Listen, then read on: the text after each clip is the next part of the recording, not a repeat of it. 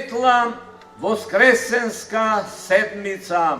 Во нашата земја Македонија се одржуваат избори. Граѓаните на Македонија ќе изберат председател на државата и пратеници во парламентот. Нашиот народ е мудар и знае да направи правилен избор. На новоизбраниот председател, на претениците и на владата им посакуваме успех во извршувањето на одговорните задачи за добробитот на сите граѓани и на нашата татковина Македонија. Како одговорни за извршувањето на вашата должност, особено вам, на православните пратеници, ви укажуваме да не заборавите дека доследно и крајно одговорно треба да се грижите да не бидат во ништо запоставени духовните, културните, националните и општо човечките вредности кои извираат од учењето на нашата света православна вера и црква.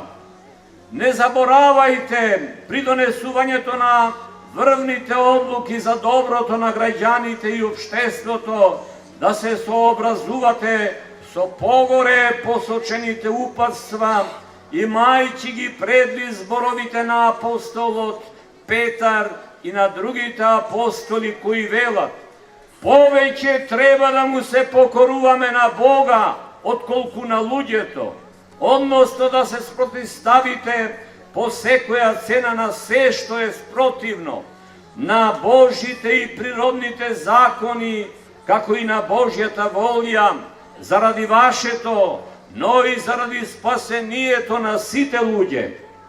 Граѓаните пак, особено оние од православна вера, секогаш да имаат при ум дека се царско свештенство и избран народ, и затоа должни се да гласаат и да изберат представници и водачи кои што се одликуваат со морални вредности и ги исполниле или ќе ги исполнат ветувањата, за да не се случи втората измама да биде полоша од првата, тоест слепец слепи ако води, заедно во амбис ќе пропаднат. Воспротивно гласачите виновни ќе бидат пред својата совест, која е гласот Божји во човекот. Ние, како слободни битија создадени по Божјиот образ и подобие, го поседуваме дарот на слободната волја и имаме можност слободно да одлучуваме и избираме. Во нашиот живот често сме биле пред избор, уште од најмала возраст.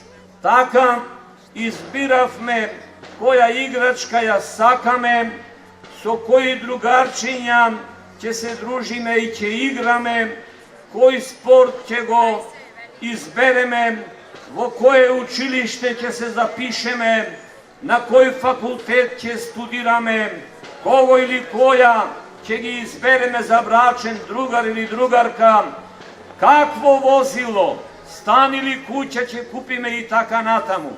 Сето ова е во ред, но пред секој човек, пред секој од нас во овој живот се поставуваат уште неколку клучни избори.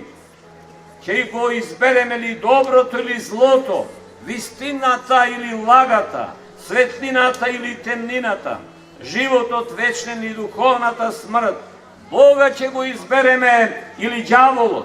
Наше е само слободно, со вера и на дело да избереме дали ќе учествуваме во победата на Христа, воскреснатиот, или пак во поразот на ѓаволот.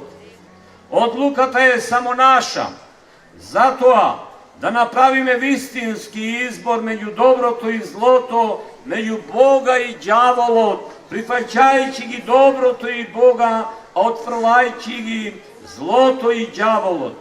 Ако го направиме тој избор, ние навистина ќе бидеме слободни, бидејќи нема да му робуваме на злото и на ѓаволот.